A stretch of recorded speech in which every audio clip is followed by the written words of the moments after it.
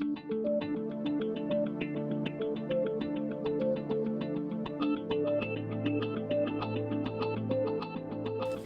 I'm Sarah Bramblette, here to talk about living 4XL, finding a new abnormal. And I really want to explain the title quickly.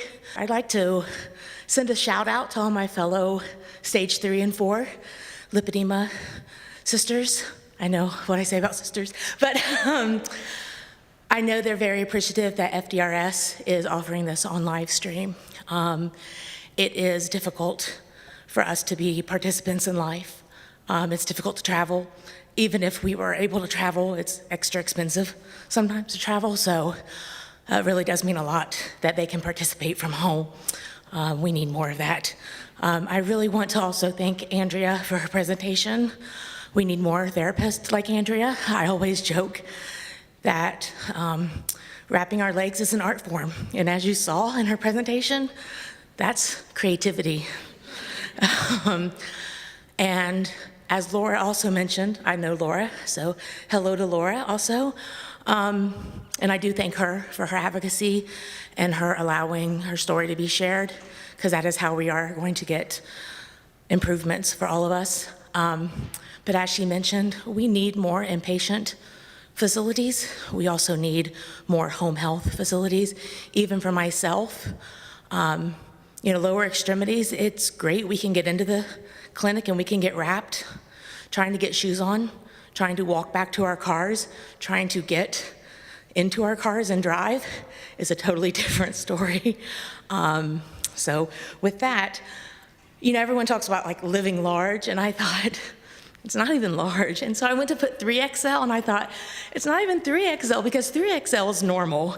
I was like, 4X. I mean, usually you can find 3X in things. When you need a 4X or a 5X or a 6X, you're not gonna find it. And then instead of saying finding a new normal, I have never been normal.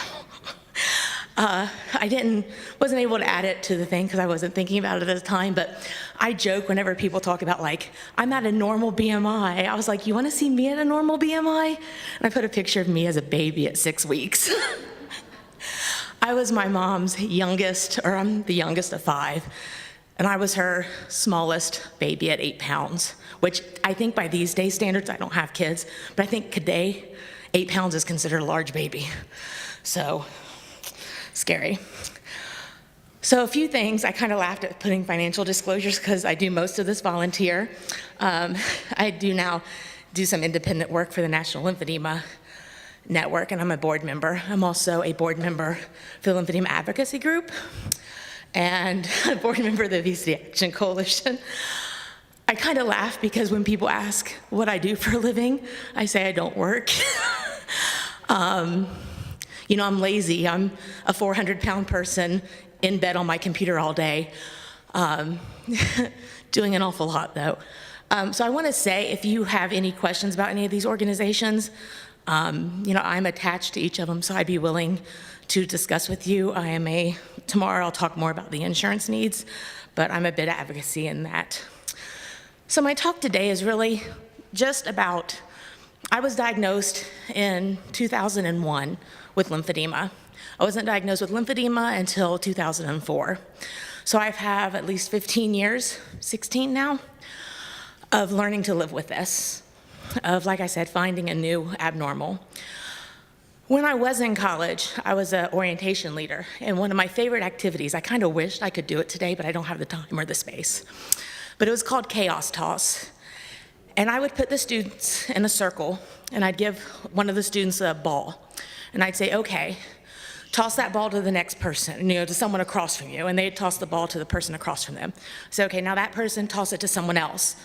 I want the ball to be tossed to everyone in the group, not duplicating it, so everyone knew. And then finish off by the last person who has it, send it back to the person who began it. Okay, they do it once, no problem. I said, okay, now keep doing it. And I'm standing by the leader, and I start handing them other items. Different balls, different shapes, different sizes, different squishiness, so they're harder to toss. I think one time I even threw a stuffed animal in. And of course, as they're doing this, and they're having more things to toss around, they're dropping balls, they're getting out of the circle to pick things up. And I say, okay, everyone, you're gonna have to figure out a way to do this task, because you have to figure it out. So what could you do differently? And usually I have to give them the answer because they're students getting ready to start college. And I say, what if we reorganized? So what they did is they reorganized themselves. And so the person who threw it across now stands next to the person. So they got an order in the circle and they were able to just pass the items around. So the lesson of the story is we can't control what's being thrown at us in life, but we can control how we react to it. And sometimes that means changing what we do to be able to handle what's thrown at us. And so I wrote this article for We Go Health, and I'll post the article in the events page. But I kind of, a few years ago, was asked to write about it, and I kind of developed what I call the phases of lymphedema diagnosis. And I didn't want to use stages because I didn't want to confuse it with stages of lymphedema. And I thought of phases kind of like phases of the moon, how they come and go, because you can actually, also move into one phase and then something happened and maybe you move back to another. So my presentation is just kind of quickly go over what those phases are. And maybe some you can relate to it, and some of it really goes back to what Andrea says about when you're ready to do things.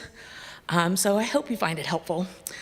So the first stage is confusion and undiagnosed. I know a lot of people, why are my legs so fat? And you're seeking a diagnosis and none of the doctors want to listen to you. And you're doing a lot of Googling on the internet and you're seeing legs and that looks like my legs and that must be what I have. And then you go to the doctors and they say, it's a made up internet disease. You're just making excuses for why you want to be fat. You just need to try harder. I love that people will go and say, my legs are getting larger. And they'll say, just go and lose weight. And you go in and you say, okay, well, I lost weight, but my legs got bigger. Well, just lose more weight. It's very frustrating.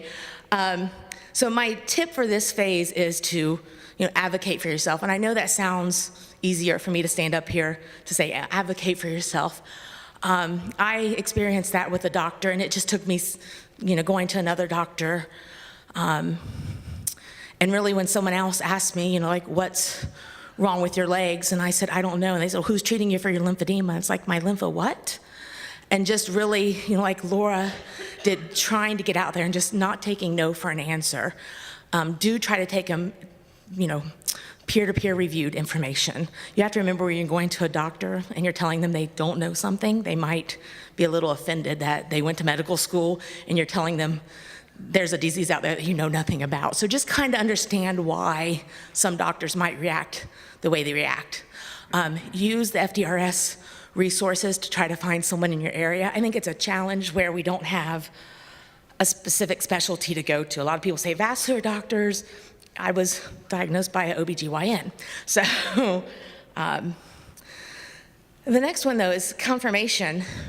When you get a diagnosis, it's like, yes, I got a diagnosis, I know what I have.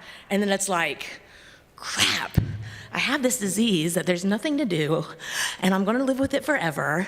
And wow, I had that same relief. I was so relieved that I knew something, and I felt like finally the answers to why things, why I was never like anyone else, why I still ran outside and played and I was in the band, I had a paper route. I had siblings. I was the largest of my siblings. Why? We were all eating and doing the same thing. So it's like the relief and the realization. And this is one of the most important things, and building a support system. I will say this instantly. If you aren't already seeing a mental health professional, seek one out.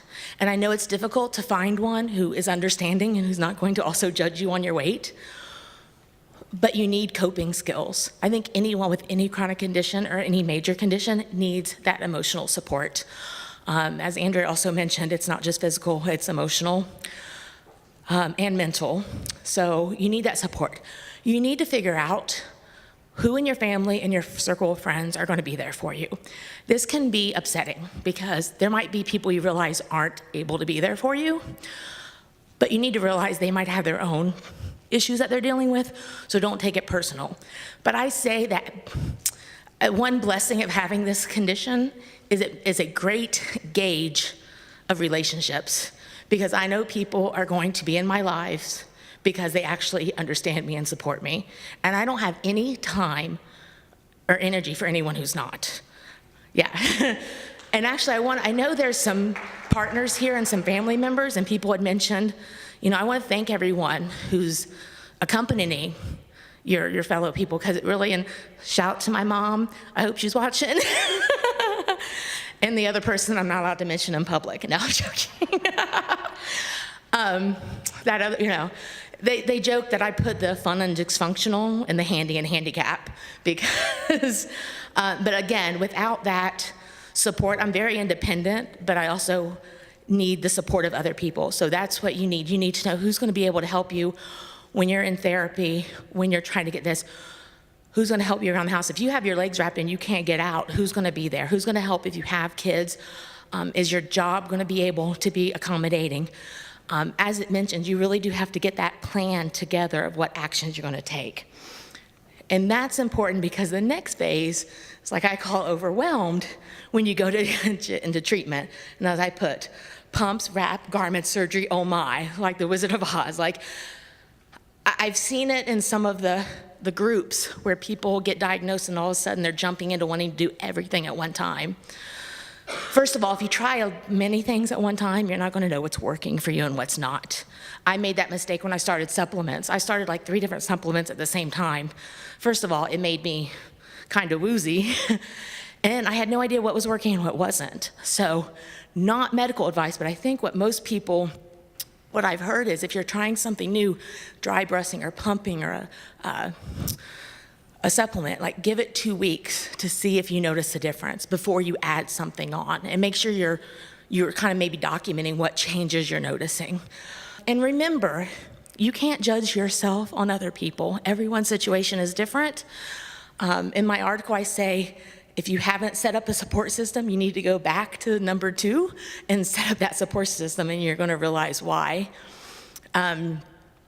Because this can be very overwhelming, and this can last a long time. Again, don't feel like you need to do everything. You're going to have your entire lives to deal with this condition, and so there's a lot of times to figure out what works best for you. And so last one, once you find what works best for you, the balance and the management, what really fits into your daily lives. And again, I say be kind to yourself, because I'll give you an example right now. As I went to put my compression on today, I use compression adhesive, so they're really gummy. They really need washed and wrung out. So I was like, you know what? I need them to fly home on Monday, so tonight I'm going to wash them, because if I need to skip a day, tomorrow, that's a half day, is the best day to skip. Should I skip any day? No.